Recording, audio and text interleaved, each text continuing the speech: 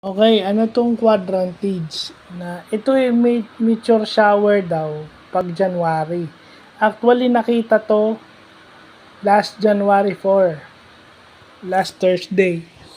So meron daw itong zenithal hourly rate na 120. Yung ibig sabihin nun gaano karami yung nakikita nating meteor shower, 120. So ganun karami nakikita natin. Zenithal hourly rate daw ang tawag. At yung apparent magnitude. Yung brightness daw ng isang astronomical body. So ibig sabihin, brightness ng isang meteor na 6.5 to the naked eye. So ibig sabihin, medyo malinaw yung pagkakakita natin nitong quadrantids na to. So, yun. Astronomy vlog, no? Para ma-improve naman yung ating science knowledge.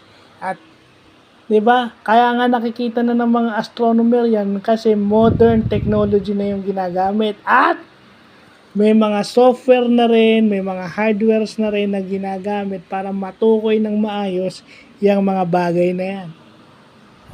Diba?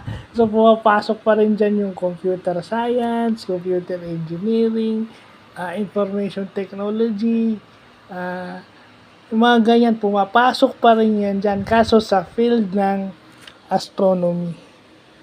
So, yun lang para mabago yung ating meron tayong science vlog this new year, 2024. So, yun lang po.